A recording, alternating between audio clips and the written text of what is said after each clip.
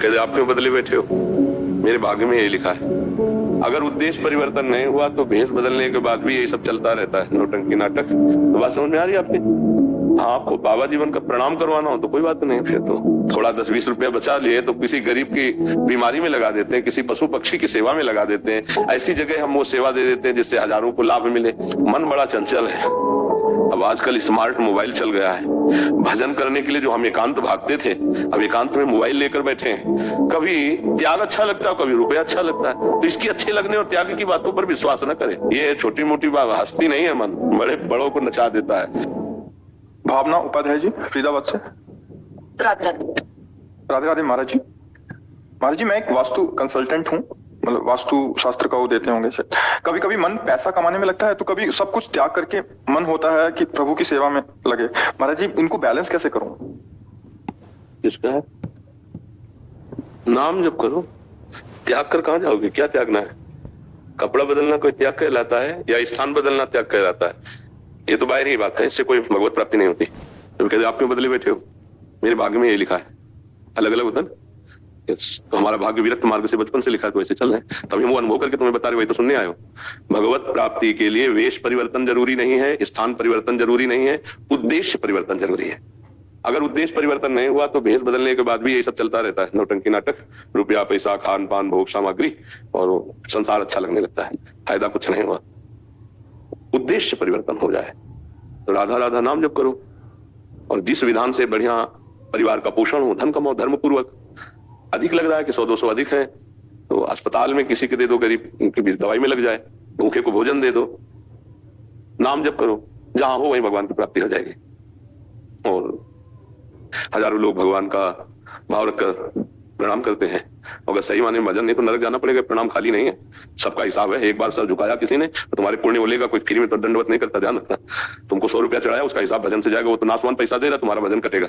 इसलिए रात दिन भजनानंदी महात्मा जब भजन करते तब संसार का मंगल और स्वयं का कल्याण करते हैं। बाबा जी बनकर भंडारा खाना या ऐसे खा पी के ऐसे पड़े रहना तो नरक की प्राप्ति होती है। अगर भजन ना हो, केवल वेश धरने से कल्याण नहीं होता, भजन करने से कल्याण होता है। तो भजन तो किसी भी वेश में किया जा सकता है, किसी भी देश में किया जा सकता है, किसी भी कार्य करते हुए किया जा सकता है, जब युद्ध करते हुए किया जा सकता है। अर्जुन जी को भगवान करें मामनिस्मर युद्ध से, तो युद्ध से बड़ा खतरनाक कोई काम है नहीं। युद्ध में जब भजन हो सकता है तो सब जगह भजन हो सकता है। तो बात समझ में आ रही है आपके? आपको बाबा जीवन का प्रणाम करवाना हो तो कोई बात नहीं, फिर तो अगर भगवत प्राप्ति करनी है तो ऐसे ही। हमें सही बात ये लगती है, घोर वैराग्य और वो बात अलग है। नहीं तो बाबा जी बनना खतरे से खेलना है। बाबा जी बन करे सही मार्ग में न चल पाए ना तो ऐसे न वैसे रहे मजरे डो पाछलियों जो करी निर्भाषित, न गृहस्थी धर्म में रह पाए, न विरक्ति धर्म में रह पाए, न इधर का न उधर का, बेमतलब में जीवन नष्ट हो जाता है। तो गृहस्थी में रहकर के क्या धर्म पूर्वक धन कमाए, चार की सेवा करे, परिवार का संचालन करे और नाम जप करे, बहुत बढ़िया है। संत बने तो फिर बहुत कष्ट में जीवन व्यतीत करके भगवत प्राप्ति करे, फिर भगवान जैसे चाहते से रखे। पहले भगवत प्राप्ति करे, अब वो बहुत कठिन है।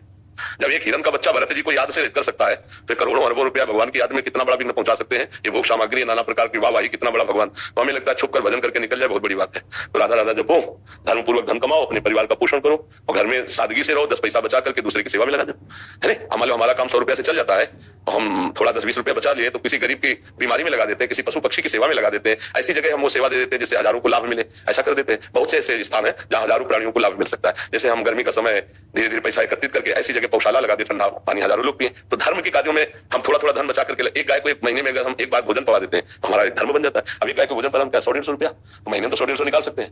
अब कोई बहुत बीमार है तो हम अपने 1-2 दिन के खर्चे कम करके उसको दवाई दिला देते हैं, तो भगवान उसके अंदर है, हमारा मंगल हो जाएगा। ये बात है। गृहस्थी में बहुत आनंद पूर्वक भगवत प्राप्ति हो। अच्छा, इसलिए कह रहे हैं गृहस्थी में कि देखो मन बड़ा चंचल है। अब आजकल स्मार्ट मोबाइल चल गया है। भजन करने के लिए जो हम एकांत भागते थे, अब एकांत में मोबाइल लेकर बैठे हैं और मोबाइल में पूरी विश्व है। गंदी बातें भी, अच्छी बातें भी है। तो अच्छी मन कम देखना चाहता है, एकांत में देखना। एकांत में बैठकर कोई सत्संग सुने, बिरली बात है। नहीं, एकांत में जब ये तो है कि समाज में बैठ के घर परिवार में तो सत्संग सुनोगे, लेकिन जब कमरा बंद करके मोबाइल लोगे तो सत्संग कोई बिरले सुनेगा, फिर कुसंगे देखने का मन होता है। और जब कुसंग देखोगे तो फिर कोई भी नष्ट हो जाओगे। जो देखते हैं, जो सुनते हैं, जो बोलते हैं, वही क्रिया बनती है। इसलिए हमें लगता है सावधानी पूर्वक गृहस्थ धर्म में चले, खूब भजन करे, बाबा जी बनने की न सोचे। कलिकाल है, कोई बिरला ऐसा। बाबा जी बनने का मतलब है अपने को मरा हुआ समझ के चले। और कठिन है मन को मारना, इंद्रियों को मारना, बुद्धि, वो बातें बनाना लगे यार, मन को मारना बहुत कठिन है। देखा मन को मारते हुए कभी अपने? जब मन कहता है चाहिए, फिर कह दो नहीं, फिर देखो कैसे तुम्हें जलाता है, तुम उसको मार के दिखाओ। बड़े बड़ों को घुटने टिकवा देता है मन, वो चीज है। अब इसी को मारना है सो महात्मा। तो गृहस्थी में कि थोड़ा छूट है, आज ये पाएंगे तो बनाओ, ठाकुर जी को भोग लगाओ। मन खराब हुआ तो तुम गृहस्थी में हो, तुम्हारे कोई पाप नहीं लगेगा। विरक्ति में बहुत होश में चलने का। इसलिए हमारी सलाह, नाम जप करो। और मन की दशा तो बदलती रहती है। इसको कभी वैराग्य अच्छा लगता है, कभी विवाह अच्छा लगता है, कभी त्याग अच्छा लगता है, कभी रुपया अच्छा लगता है। तो इसकी अच्छे लगने और त्याग की बातों पर विश्वास